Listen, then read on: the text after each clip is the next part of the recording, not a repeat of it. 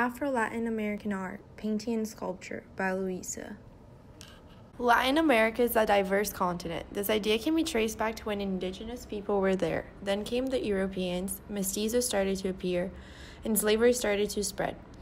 As countries became independent from their colonial powers, racial discourses only strengthened, carrying with them deteriorating material and moral consequences against blacks and indigenous population. Despite the abhorrent treatment against these populations, they did not suffer a social death. Instead, their beliefs, music, and everyday practices have contributed to the formation of what is today known as Afro-Latin American art. The idea that Afro-Latin American art became powerful can be traced back to the time of slaves. Historian Franklin W. Knight has described in Slavery in America that Afro-Latin America were treated very poorly, and although almost losing their hope for freedom and who they are as a person, they still managed to keep in mind where they came from and who they were. Afro-Argentine art is less known compared to other Afro-Latin American, like the Afro-Cubans and Afro-Brazilian artists. In a New York Times article, Argentina Rediscovers Its African Roots, written by Michael T. Lungo, we discovered a little bit about how the African American culture has reflected in their own culture. In Argentina, blacks used to make up more than a third of the country during the revolution with Spain. And in 2010, more than 150,000 people started to identify themselves as Afro-Argentine. In a small community of Chascomús, a chapel called Capilla de los Negros is popular among tourists because it was built by slaves in 1861.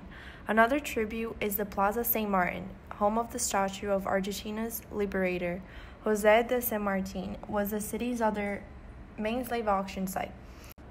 A resident of the community says she hopes the city buys the houses with tunnels and create a museum, and believes that demonstrating the tunnel's relationship to slavery will benefit tourists and locals alike. However, to this day, Argentina is still wrestling with its complicated identity, but the main reason for the Afro-Argentine population is a result of the slave trade. Other examples of famous Afro-Latin American artists are Afro-Cuban Roberto Fabelo, known best for his sculpture Viaje Fantástico in 2012 that can be found in Havana, that no one really knows the meaning behind a nude woman with a fork riding a rooster. Aleijadinho, Afro-Brazilian sculptor and architect, famous for a variety of churches in Brazil. The most famous is Church of Our Lady of the Conception, located in an old colonial town called Ouro Preto.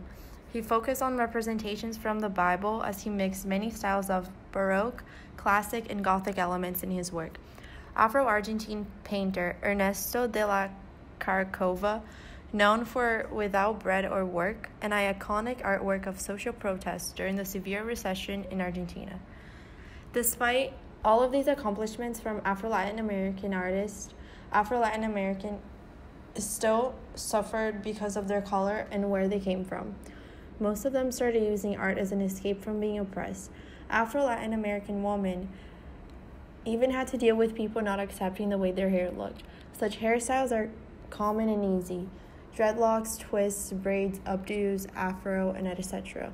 But there are workplaces, schools, or even the military that do not accept these hairstyles because it's discriminatory. Today, there are many famous Afro-Latin American, from actors to models, plastic artists, singers to athletes. However, the African presence is felt in every bit of our everyday lives.